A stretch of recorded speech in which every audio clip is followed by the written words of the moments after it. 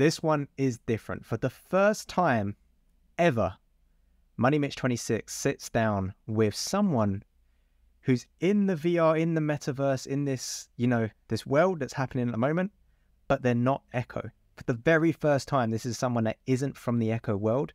Of course, we talk about it because I'm coming from that. And I'm realizing it's a little bit of an echo chamber where I'm in Echo, in the Echo community, and I've got Echo people around me, and they're the kind of people that I'm interviewing at the moment. That the podcast as a whole has been very, like, literally in Echo. It's all Echo. So now for the first time, it's exposing that, because then I'm meeting someone who is obsessed with VR, but more the technology in general, rather than one specific community. This person, so there's that element to it, but also this person is just very interested themselves in the technology, specifically VR gaming, and they've dedicated to uploading weekly. Every week they upload a video on like the hardware, the games that are coming out, anything that like is top of mind for him. He's putting these videos out, and recently, about 3 months ago, as at time of recording this, he started popping off at 300,000 views, that kind of level. His subscriber base is growing like every week, as he's now like, he's put in that year of weekly uploads, and it's like now he's like hit it. He's popping off. He's having a beautiful moment. And yeah, we talk about that. We talk about being a content creator in this space, talk about obviously the technology, that's what he's more into. And yeah, everything around that.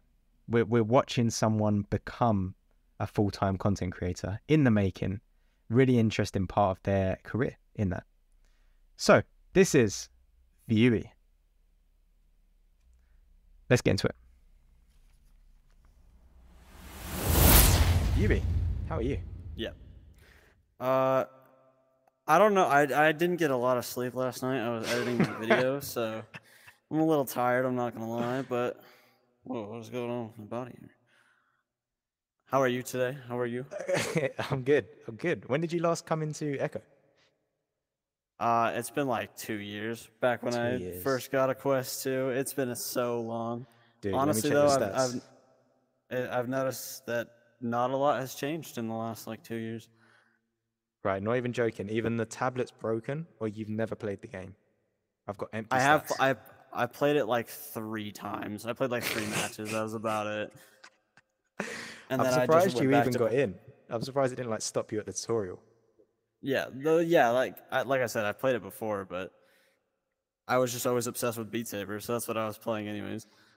Okay. Okay, well, let's go all the way back. So you're, I'm guessing you're young. I'm guessing you're about 16, 17. Is that right? I actually turned 21 in like 2 months. Okay, wow, I was a little bit off Yeah. there. Yeah. When did you first get into VR? Well, I was into VR when I was like 15, and I tried it at one of those like VR arcades. Okay. And so I tried the HTC Vive there.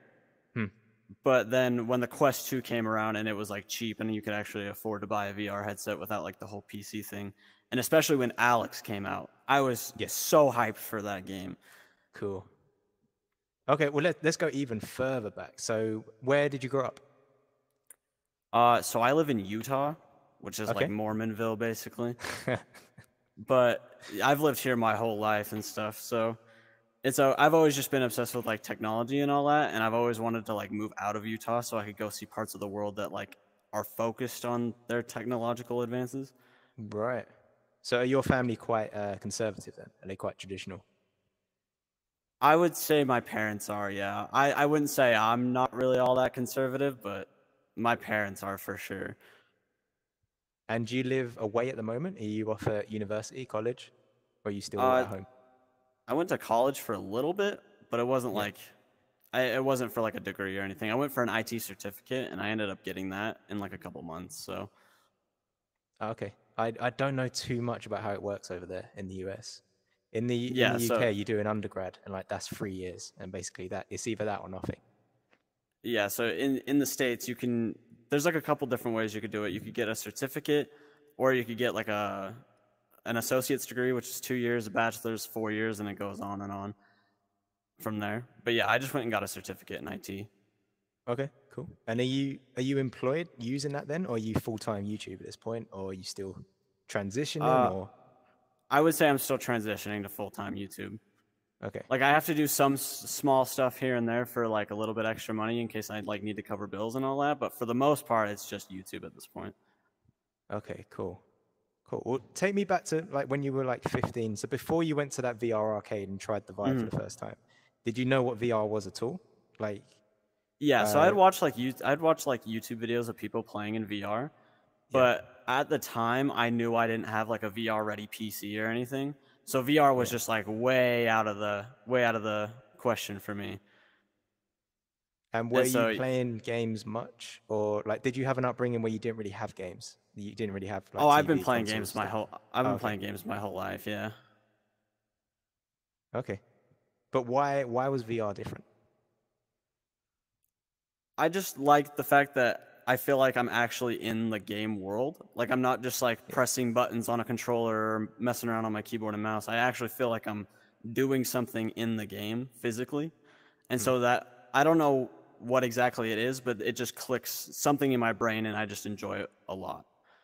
And you enjoy it a lot because some people will pick it up. Yeah, sure, they'll get a Quest 2, they'll play it for a little bit, but you like play a lot. You talk quite passionately about some of the games that you play. And then well, I mean, you're a talented video editor as well, and that must take hours. Like you said, you were up last night editing. Why do you put so much time into this passion? Well, I knew that because I have videos from when I was like 8 years old about like when I was making videos, like way back then. So I've always wanted to make videos, but I knew that I wanted to do something with like technology and all that, and I also knew that I was like heavily into video games. And I knew that the tech scene on YouTube was way too oversaturated, and it still is to this point. And so I saw VR as something I could bring something unique to the table. Did you know that you would be a YouTuber when you were 8 years old? I wouldn't say no, but I definitely aspired to be. Okay, cool. And did you, like, when you were making videos back then, what was it, like Minecraft videos? What was it back then? So I had my mom's laptop with like some really trashy webcam on it, and I would just talk to the camera and stuff. So I feel like that's why I've always been like good on the microphone and all that. It's because I've just had practice ever since I was little. Yeah. Cool. Cool. So this is a little bit different because normally I've done about 26, 27 of these interviews at this point, and everyone I've done in some way has been related to Echo. So I generally have a script where I talk to people. I ask them about like what their life was before VR, how they got into VR, like that first experience of using virtual reality, and then at some point we talk about their Echo journey, because Echo community, I don't know how more it sounds like you're not. You haven't played the game in 2 years, but most people that play Echo, they play Echo and nothing else. They might have a couple other games installed, but they just never touch them. They get addicted. Did you have a similar experience at all with any other communities? Did you go into, like, for example, Pavlov or something? Early days of VR. So originally I was obsessed with Beat Saber, and I still am. It's like my most played game. So I'm like heavily into Beat Saber, but if I'm playing just like casually, it's always like Breachers or Pavlov or Contractors, just like VR FPS games. Because that's what I was typically playing before. It's like why I built a PC was to actually play Counter-Strike. And so just naturally I gravitated towards the VR FPS genre because that's just what I was into beforehand. Have you ever been interested in competitive like esports, or not really? I've been told by some Breachers players that I should try out for like teams and stuff, but I feel like between like YouTube and like a bunch of stuff I have going on personally, I don't have the time to like practice in Breachers or like try to actually do it competitively. So what is your goal then? Is it just to build YouTube? Like, is it nothing beyond that, or do you have like a bigger vision of what you want to build here, in terms of like a career or just whatever? So I know that I would definitely want a career in VR, but I also like I feel like I'm creative in a lot of different aspects. So even though I would like to continue doing VR stuff, it's not the only thing I would like to do. But for right now, I'm solely dedicated to just VR and VR only.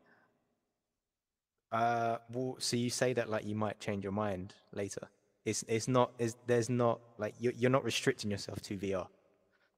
Yeah, so like I said before, I'm into like technology and all that stuff, but Cool. I just don't feel like I have enough to bring to the table that wouldn't just be something else that somebody's already created. So I would still want Oh, to okay. do VR even if I was to do a second channel. Hmm. But right now, just with how things are for me, just VR and VR only. Is that because that's what's trending at the moment? And I say that because looking at your video, so when I discovered you, you did a video on Veil, Yeah, yeah, that you had a video that popped off. I was looking at the ones before, you were getting like, you know, in the thousands, in the four figures. And then yeah, you did one for Val, and then that just popped off. And you had a really good moment about 3 months ago, that kind yeah, of time. yeah. So yeah, Yeah. I was actually I didn't expect that video to pop off at all.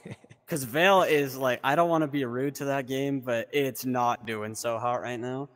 Right. And I feel like it was just like a combination between thumbnail, title, and just like right place, right time.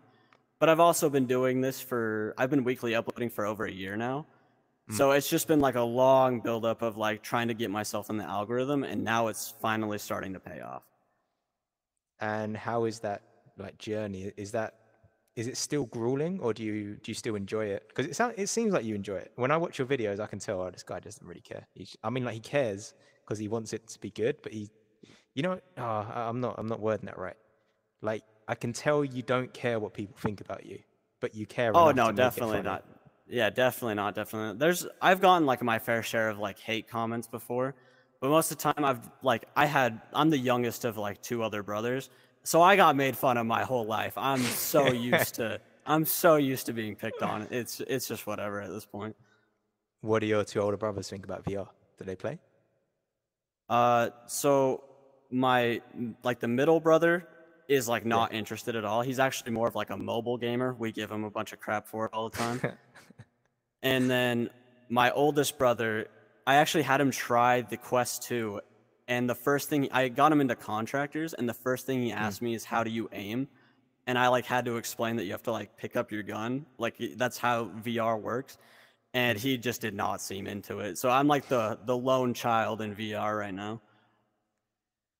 So I mean, because looking at your most recent videos, because before I wanted to like come to this interview like having like a little idea of what you've been doing most recently, and it seems to be very VR FPS focused. You're basically documenting the VR FPS industry over the past like couple of years, right? Or even like further back. Right. Is that because that's just what you're into at the moment, or is that particularly trending at the moment? So Or I both? grew up like when I was about 13 or so, I actually picked up Black Ops 3. And Yeah. that was when it like really started, where I started really getting into like like FPS stuff. And Yeah. then I gradually went on to Counter-Strike, and I built my first PC for that. And then eventually when I got into like VR, that's just what I was always into. So it's just the games I gravitated towards And you still play Beat Saber? all the time. I'm so addicted to Beat Saber. Are It's like you the one like game. high score? It's what was that? Are you like at the top of the leaderboards, right? Are you competing for the best scores? Are you I that wouldn't say, involved, or is it more like just casual? I wouldn't say that I'm like going for like the top spots on the leaderboards, but I do try to like full combo songs all the time. Cool. I'll be honest, I've played Beat Saber like twice. I'm like Right, you with Echo when it comes to Beat Saber.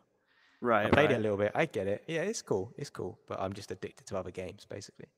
Yeah, yeah. But yeah, like What, my index at this point, fully for Beat Saber. Besides like recording and stuff, strictly for Beat Saber. Other than that, I'm grabbing the Quest 2.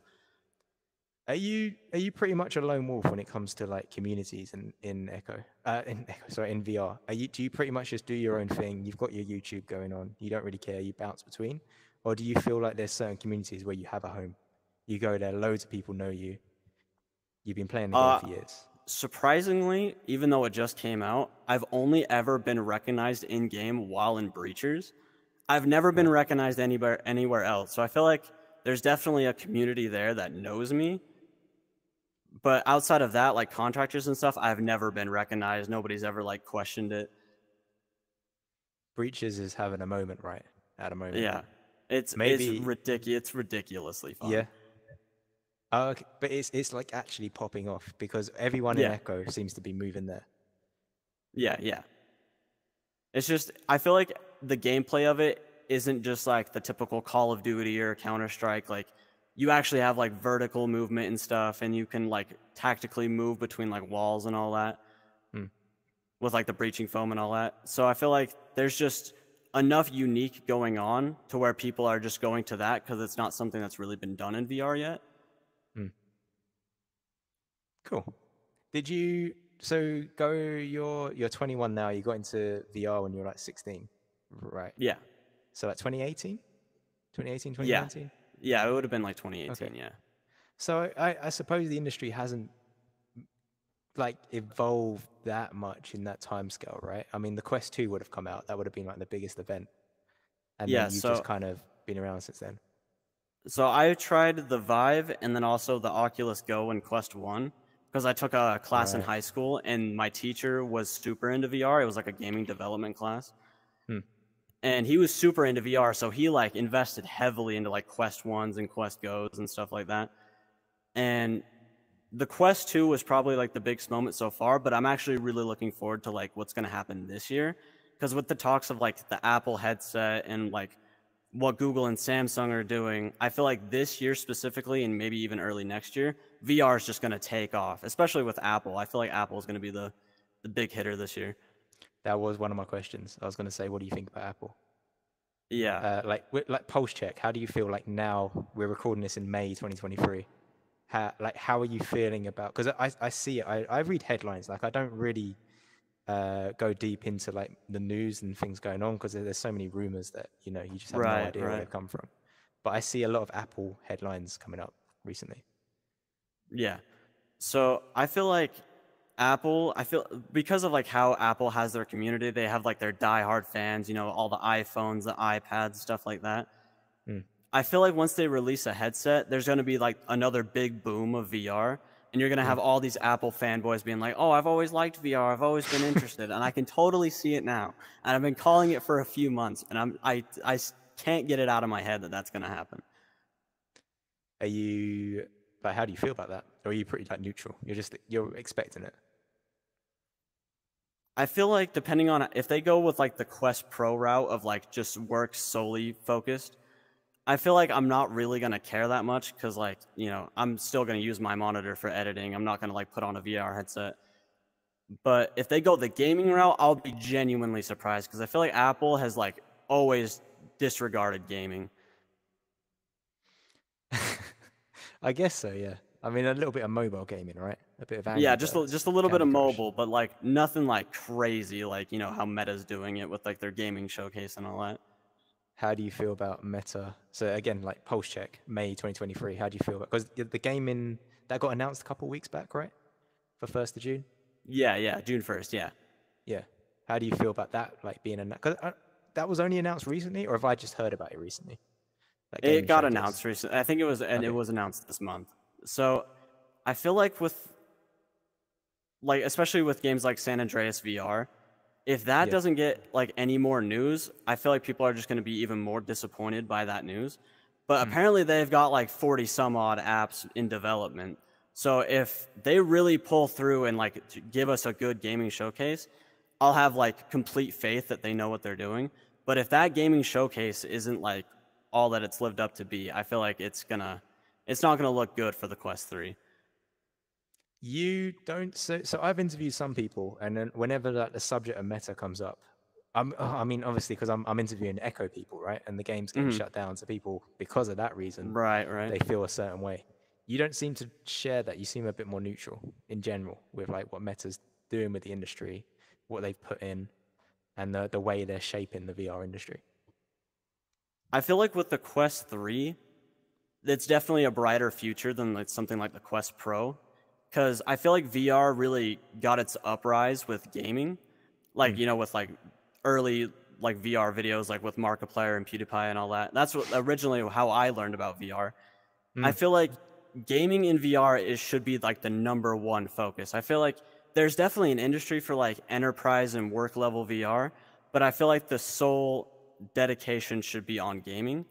And with the Quest 3 possibly, coming out this year. I think it is announced to come out this year, but I'm really looking forward to what Meta has to bring, and I'm really interested to see how the Quest 3 goes. Are you particularly not interested in the Quest Pro and like the enterprise side? Or is it that you're just indifferent? You just don't really care? It's like, it's not for me. I'm a gamer. I feel like, yeah, I'm just indifferent on it. I'm just more of like a gamer with that stuff. But I feel like just the price of it, just immediately, once I saw it, because I was watching it live when they announced the Quest Pro, and I actually had to pause the live stream, and I just let out the biggest laugh I could ever, like, I've probably had that laugh was probably the biggest laugh I've had in like a good while. Was just $1,500 for like a headset. It's like, why wouldn't you focus on bringing the price down? For me personally, I feel like the Quest Pro just didn't resonate with me all that well. Do you feel quite optimistic about standalone, or are you quite like set on PC VR? Do you think PC VR has a big future still and like should dominate gaming? I feel like if the Quest 2 with the whole link cable and all that, if that was like a dedicated video in and out instead of just a data port, I feel like the whole PC VR or like standalone and all that would be like almost eliminated, because you would have like almost no latency. You would have like no low bit rates or anything. But with that being a data port, PC VR is like my go-to if I'm like recording, streaming, or like doing anything with like my videos and all that, just because of like the low latency and low bit rate. So what do you use? What's your main headset at the moment? Is it just the Quest 2? I actually flop between the Quest 2 and the Index quite often.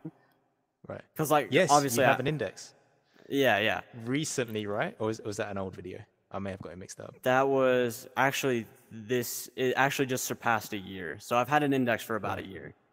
Okay. And there's definitely some things I like about the Index, but when it comes to certain games, I can't use the Index. Like Breachers, like I was saying before, I have to have wireless for that. There is some visual like differences between the two, obviously, but I feel like with the wire versus no wire, or like wireless and all that, it's worth it to take the visual downgrade for a better experience. Better experience means untethered. Yeah. Is it any more than that, or is it literally that simple? It's I pick my headset up, I put it on my face, I'm in. There's no basically like, PC setup. Yeah, like the fact that in order for me to like play my Index casually, I have to like start Steam and turn on the controllers and make sure the base stations are on, versus just throwing on my Quest 2 and immediately I can just start a game. I feel like with that, it's just the Quest 2 just gets picked up way more easily for me. But like I said, for recording and all that stuff, I gotta go with the Index. Weird question. Have you ever got bored of VR? I mean, especially because you're documenting it, you're creating these videos where you're going like very in depth in like your opinions about the software and then the hardware as well. Have you ever like hit points where you're like, oh, this is kind of boring, I need a break? So originally when I bought a Quest 2, I didn't have a whole lot of money to buy games. Like I bought Beat Saber and all that. But I feel like in order to really get into VR, because like originally I did hit that point of like, I'm super bored of VR. All I'm playing is Beat Saber and VR chat. And I feel like in order to keep VR fresh to the point where you don't get bored of it, you need to like continually invest in new games and stuff like that. So what did you? But yeah, I've definitely hit a point where I'm just sick of VR, especially early on. So was there like something else that you discovered to keep you coming back, or was it just like a just change of places that you were going to? It was definitely like just different games that kept me coming back, because obviously we all get sick of something eventually.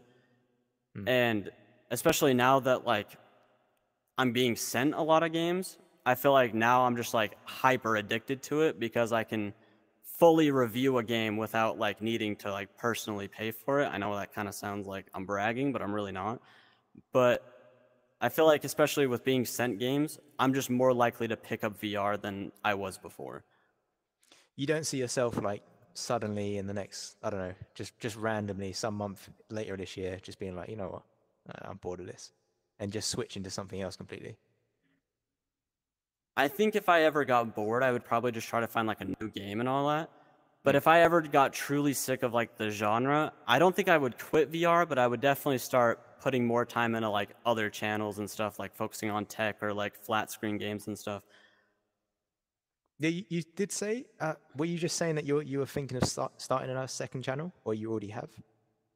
So I do have a second channel now. I uploaded on it one time like 8 months ago. Oh, right. And it was just about the iPhone going to USB-C. And ever since then, like I said, I just don't feel like I have enough unique to talk about technology like that. I feel like it's already been done 1,000 times. And so I would definitely like to revisit the idea of doing a second channel if I could figure out something that I'm truly interested in. But right now, like just VR is the only thing I really care about at the moment. And you briefly mentioned VR chat as well. Do you spend a lot of time in that as well? Honestly, I feel like I'm pretty like extroverted in my videos, but typically if I'm by myself or if I'm loading up VR chat without friends, I'm dead quiet. I don't talk to a single person. I don't like play games with people. It's just not something I'm into. Do you think that's an internet culture thing? So you go into the metaverse and like you have your buddies. When you're with your buddies, yeah, you have your party chat and you're hanging out. But when you're meeting randoms, like your guard's up, especially with squeakers, right? Like they're not there to be a friend. They're just there to give racial slurs and shout in your face. Right. See, I don't want to badmouth like kids too bad, because I know a lot of VR, like the audience is younger. But there's definitely like, if you go into like a VR chat lobby and you're just and you're like a squeaker and all that, if you're saying like racial slurs and all that, I immediately don't want to talk to you. But I feel like there's definitely, you could still be a kid in VR and get along with like older people in VR. Yeah. So how would you like, okay, yeah, we'll talk about that. So if you have someone watching this now who's like, I don't know, 13, 14, 15, they're playing games like VR chat and things like that, and they want to like build a little network. They want to meet people in social games like that. What advice would you give them? I would say try to find the people that are open to the idea of like, you know, because obviously not everyone's down to hang out with kids all the time. And I feel like you just got to find the right group of people and then just expand from that outwards. So I would just start with finding a few friends that you can get along with really well and you can like talk to easily, and then go talk to like their friends and just grow out and grow a community that way. Yeah, fair. Because in the Echo world, the way that you make friends is you start a team, right? You friend up with some people. You say, "Oh, you want tonight? Yeah, cool, I'll be there." And then you play a couple games, and then you build chemistry, and then you enter a team. And then that's how friendships are born in the Echo world, at least, because it's competitive, right? It's a team sport. You go in as a group of 4 and you compete. Because what I think is interesting about you is that you're not, from my point of view anyway, you don't seem tied to a community. You seem to bounce around VR chat. You said you're quite introverted when you're not with your buddies. So like, yeah, you must have a different perspective on that, right? Seeing people meet each other, seeing people make friendships in the metaverse in different places. It definitely depends on the person I'm talking to, because I've had times where like, you know, I get along with someone really easily, but then there's also times where we're both just like socially awkward, so it just doesn't really pan out. And yeah, I feel like it just depends on the right group of people. If you can get along with someone really well, I feel like even if you're socially awkward, introverted, doesn't matter. Yeah. If you find the right person, you're gonna build a friendship with them. Everyone's socially awkward. I mean, like before the internet and anything, people were socially awkward. Then the internet came around, definitely. And then people blamed like chat boxes and things like that being the reason why people have diminished social skills. And then, yeah, I feel like it's not fully understood, this next level, because there's a difference between me giving you a video call and seeing you on a 2D screen, and then actually seeing your hand gestures. And then with the next like generation of technology, I'll be able to see your jaw moving. I'll be able to see your eyes blinking, your eyebrows. I'll see like more expression. I'll see you laugh. I'll see your face laugh and not just hear it. Right. But have you thought, but because I know your interest is the tech, right? It's not specifically gaming. You're interested in the technology. Right. What do you think about that stuff, like the social side of metaverse technologies? I feel like it's a good thing to have expression in VR, especially with like, I feel like legs and all that are just like completely ignored at this point. Yeah. But when it comes to like facial tracking and like mouth and eye tracking and stuff like that, I feel like it's a good thing, but I feel like in the wrong hands, especially on like, you know, Meta, given their privacy concerns, I feel like it would definitely depend on what headset you're buying for that. You know, there's some people that like, well, I feel like everything I'm saying I am in an echo chamber of echo people. Right. Yeah, just because I'm in that community, I've interviewed loads of people from that community, and there is a general vibe of like, I'm gonna boycott Meta. I'm gonna try and not have Meta devices. Right. Like, do you agree with that? Do you empathize with that thought where people are like, yeah, privacy concerns, also stop having a monopoly? I think that Meta definitely does have a monopoly, and I think the whole reason that whole TikTok congressional hearing thing was definitely just Mark Zuckerberg trying to get competition from like Pico, trying to get them out of the States. But I do definitely get the whole privacy concern thing. But me personally, I kind of understand it a little bit, because would you ever actually pay monthly to use Facebook? Probably not. So I kind of get it a little bit, but also I feel like if they're just more open about it, more honest about it, instead of, you know, scandals coming out where it gets leaked that they're selling your data and all that. I feel like if they were just more honest and open with it, and like you could actually kind of understand why they're doing that. Because me personally, I'm not paying for a Facebook account. I just wouldn't do it. And so I kind of get it a little bit, but I also get why people don't want to do it. Would you pay for a big screen account? Is that different, or is it the same thing? You just wouldn't pay a subscription like that? I feel like when it comes to things like that, because obviously like a big screen account is only going to be specific to that one app. If I'm using like, say, Spotify, I use Spotify every day, so I see the value in that. But I don't typically go on big screen that often, so I wouldn't really like see the value in it. I meant the headset, where they've built their head. Have you done videos with the big screen headset? I've heard about it, but I didn't know that there was like a subscription or anything. No, there isn't a subscription. I was using it as an example of like, is it because it's Facebook you wouldn't pay, or is it because the idea of selling it as a service? I feel like just Facebook doesn't really have a good like business model for a subscription and all that. And so it definitely just depends on what you're providing for the person that's paying that subscription. So like I said, I pay for a Spotify subscription, but I use that every day. And like also a gym membership, I go to the gym every day. So I could see the value in that, but I feel like Facebook/Meta doesn't really have a good product to warrant selling you a subscription for it. Okay, I've got another question. So your experience, like 2018, seeing the Oculus Go, seeing the Quest 1, Quest 2, and all the PC VR developments, like especially in the last year, and then the rumors about Apple as well entering the market, things like this. How do you feel about the future of the tech? Are you excited for it? Are you concerned about it? Specifically like VR, AR, XR, this kind of like. I personally don't see any like real use for me for like AR applications. There's obviously someone who's going to use that stuff, but I am really interested to see what Apple has to bring to the table. I want to see if it's like a Quest 2 competitor or a Quest Pro competitor. I've heard it's more of a Quest Pro, but I feel like it just depends on what they're bringing to the market, and I'm really interested to see what Apple has to bring. And then with the Quest 3, I know that they're thinking about a price hike from the Quest 2, even like after the whole like raising the price earlier this year. And so it'll be definitely interesting to see what their sales are and how the general mass market perceives VR after the Quest 3 comes out. Yeah. Do you feel like this is the moment? Actually, I think you said it earlier. You feel like it is. Well, after Quest 3, if not the Quest 3, whatever happens after that, you feel this is the tipping point that's been promised since 2016. I feel like with the Quest 2 selling as well as it has, there's definitely a lot of eyes on VR. But I feel like if the next generation of VR headsets doesn't sell well, I feel like a lot of people are going to write it off as like just a niche product that didn't have a lot of uses. But I feel like if the Quest 3 does sell well, I feel like a lot more people are going to be interested in VR, especially with Apple and all that. Because like I said, Apple fanboys will buy anything from them. And so I feel like the Apple headset will definitely bring a lot of eyes to it. And if it does sell well, then a lot more people are going to be interested in purchasing a headset for themselves. Why do you keep making videos?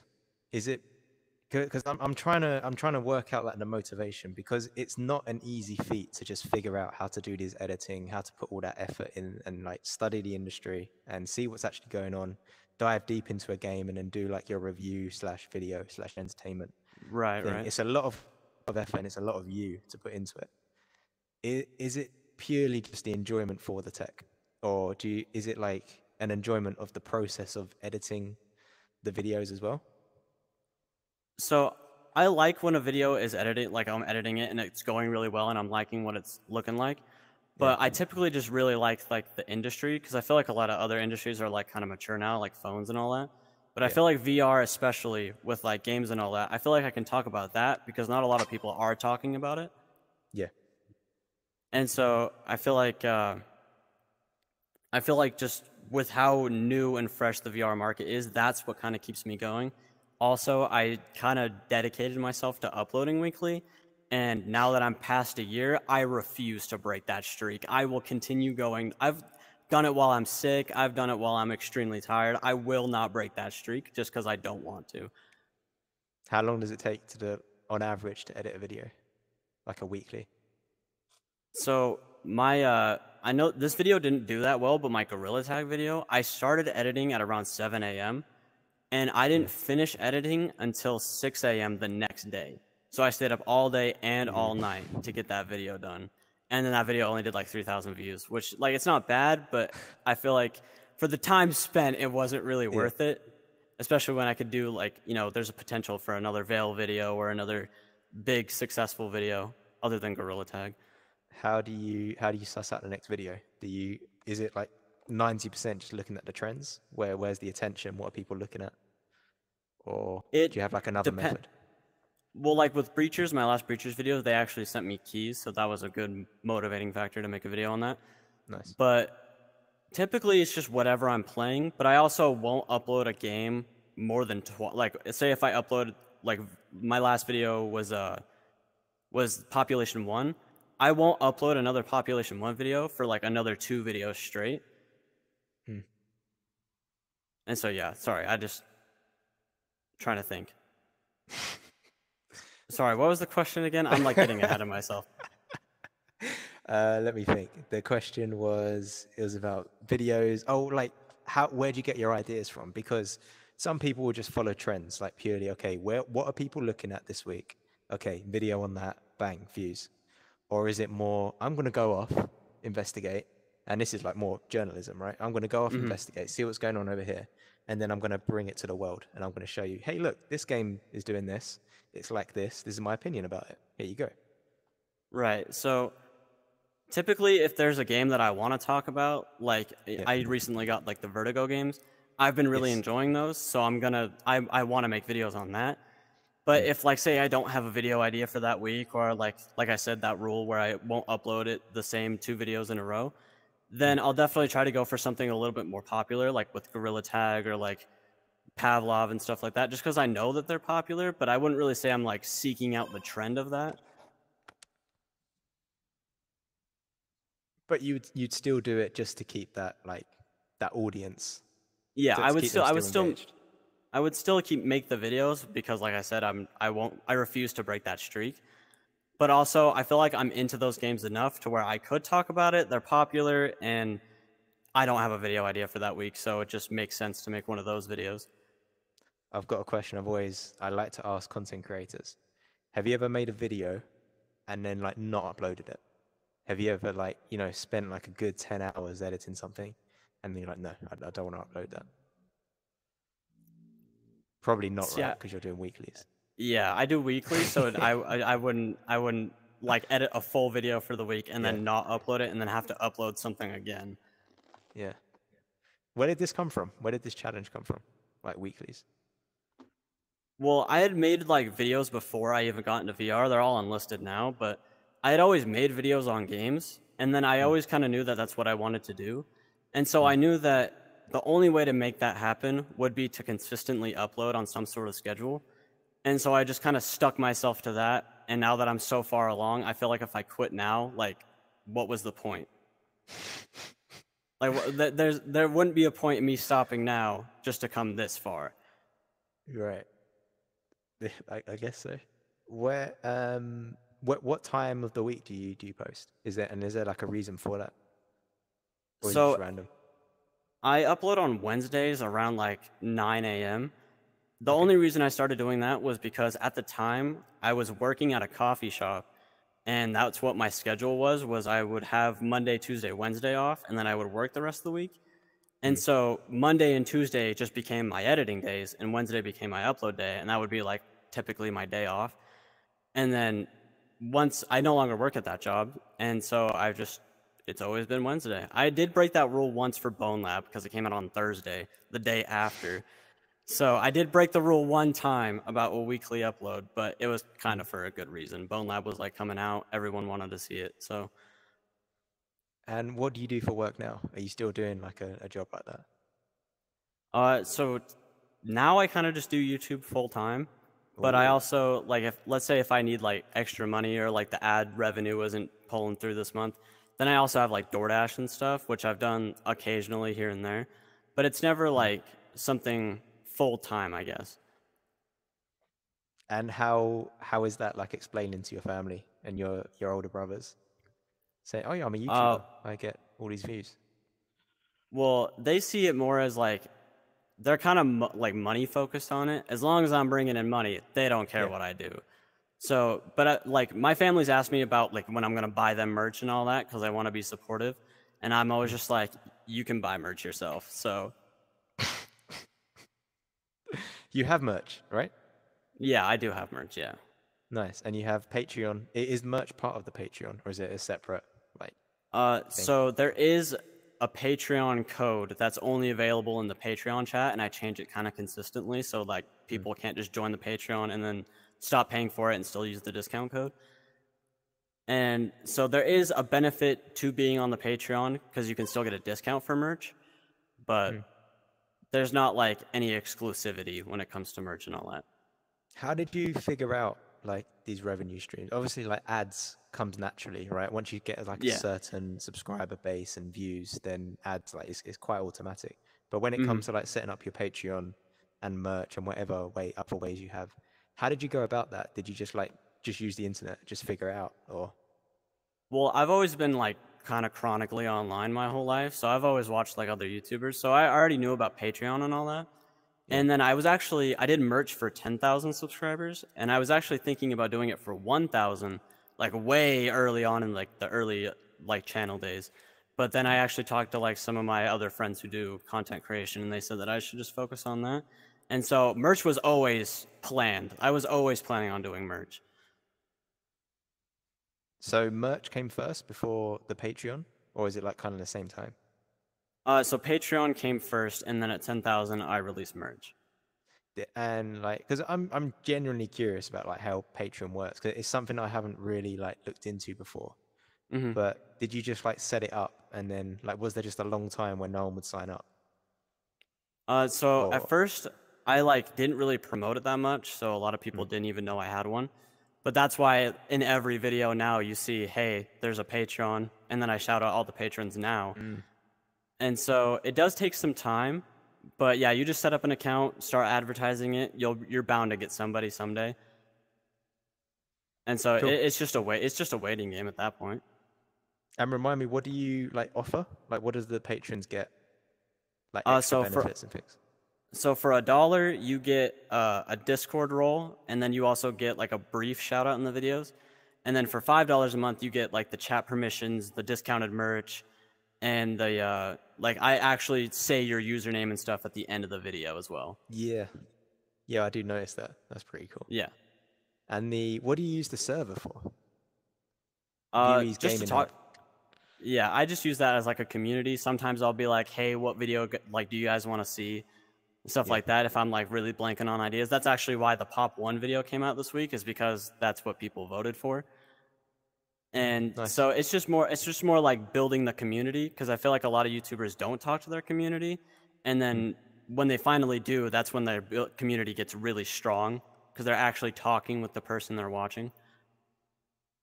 And is there anything like how long have you had that Discord server for? I started that, I think, after like my 4th video. I started the Discord server. Oh wow! Oh, really early and on. so, yeah, I was really early on, but originally there was only like a handful of people that joined it, and so those people stuck around, and they actually, most of them became mods at that point because they joined super early. But now we're at like, I think we just passed 500 members, so it's super crowded now, and it's a little hard to talk to everybody, but I make it work sometimes. And have you found any other, like, is there any other use for that? Like having a community where you can reach them quickly with like one announcement? Yeah, I guess that's it, right? You just have much better communication.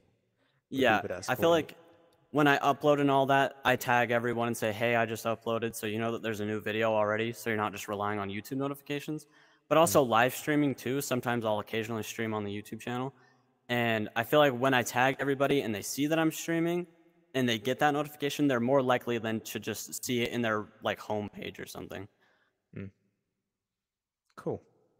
I've got a couple more questions, but we can finish this up soon. Yeah, I'll do the last question. So I have a general one, which is, what are you curious about? Because, and the reason I ask this is because normally I spend, an hour talking about Echo, and then I'm like, okay, let's talk about something else. So I say, what are you curious about? And ideally something nothing to do with Echo. So for you, what like day to day, right? What comes on your mind? What are you thinking about other than like content creation or tech? Or maybe it is literally just that. It's like something new that's it's honestly mostly just that, like what video I'm gonna make that week and like when I'm gonna go live next. And besides like outside of like gaming and all that, I typically think of like, because I like to go to the gym a lot, so I'll think of like diet plans and like workout routines and stuff like that. And then obviously I'm like over 18, so I'm like also thinking about moving out of my parents' house. So. And do you is that a new hobby, like going to the gym, or is that something you've done for a while? So I started going, I think shortly after I got my first Quest 2. So it's been about 3 years since I started going to the gym. Yeah. Oh, I've got a related question. What do you think about what's it called? Super something, the fitness app. The Supernatural. Like Supernatural, yeah. I haven't used it, but I also feel like Beat Saber, like most VR workouts, I feel like are just cardio based, and Beat Saber clears that for me. I'll take off my headset and I'm like dripping in sweat and all that. So like once you find a game that you like that's also just really cardio intensive like Beat Saber, I feel like Supernatural is not really it for me. But I can see why someone who doesn't like Beat Saber but still wants to work out in VR, I can kind of get why. Like I kind of get it a little bit. Yeah, fair play. Because there's whole communities of people that get a fitness benefit from VR. And personally, I just haven't gone down that route, because if I want to lose weight, right, I'll just go I do kickboxing, like a couple times a week. And that's like great cardio.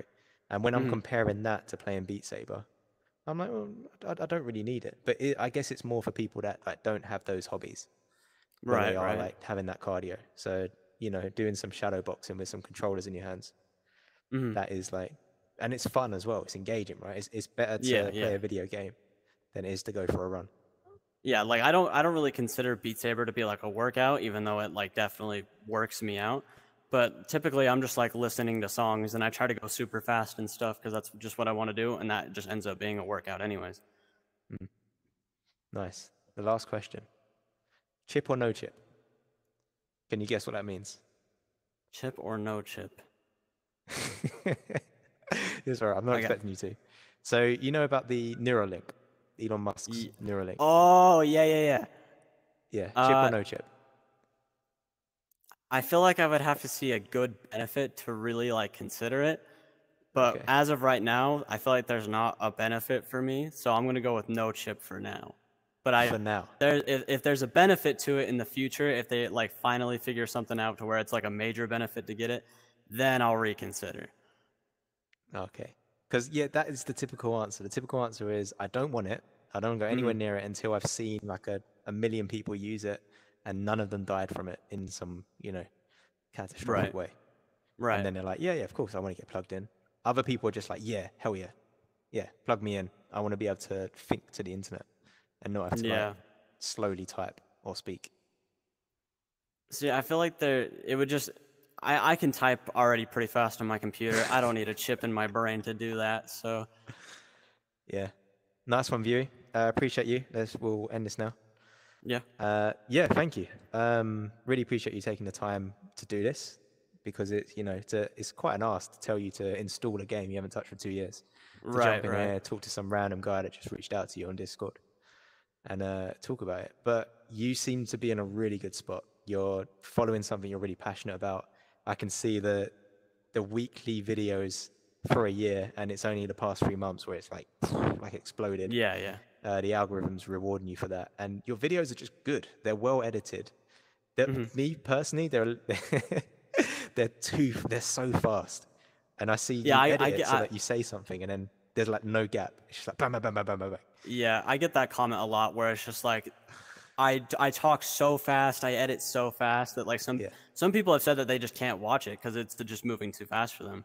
But that's the way I edit, you know. Yeah. So that's just how the videos are. That's the thing. It's your style, and then if you keep doing that, the people that do like it will stick around, and they'll love you for it. Like, you weed out the people that wouldn't have liked you anyway, and you keep that core like following. That right. Nice. Awesome, man. We'll end this off.